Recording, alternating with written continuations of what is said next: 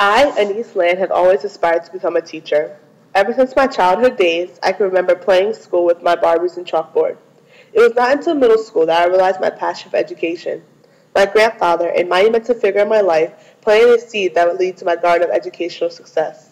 One of his quotes that has continued to propel me throughout my life in education is, "Get your education, take the opportunity I never had, and run with it."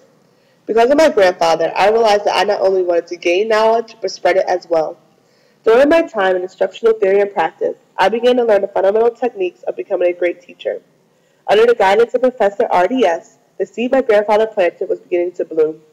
I learned how to make lesson plans, such as compare and contrast, reading for meaning, and graduated different levels. In preparation for new lesson plans, I spent hours and restless nights preparing great material.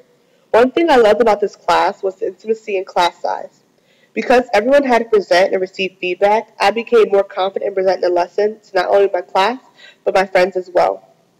With each lesson, we were being recorded. As I looked over my videos, I realized I am quite shy of the camera and my body language is very stiff. That big voice that I thought I had seemingly disappears when delivering a message.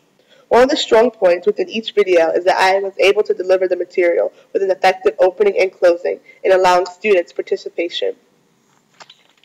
With all the lesson planning and assignments, I would have to say my greatest experience occurred outside the classroom. My field experience at Summit Middle School in Summit, New Jersey gave me an opportunity that greatly impacted my future.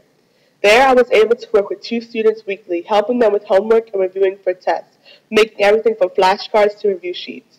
It was a great experience being able to help them academically, but I also took great pride in helping them socially. A few students confided in me about the social peer pressures and concerns. I felt privileged to be able to give them advice and courage to continue to push through. The field experience allowed me a peek into my future as a middle school teacher. This course not only taught me some of the fundamental principles of teaching, but it also nourished a seed that would become another flower in the garden of education. Although I may be beginning my teaching career, I know that with nourishment, care, drive, and my passion, I will blossom into a great, effective flower, a great, effective teacher of social studies.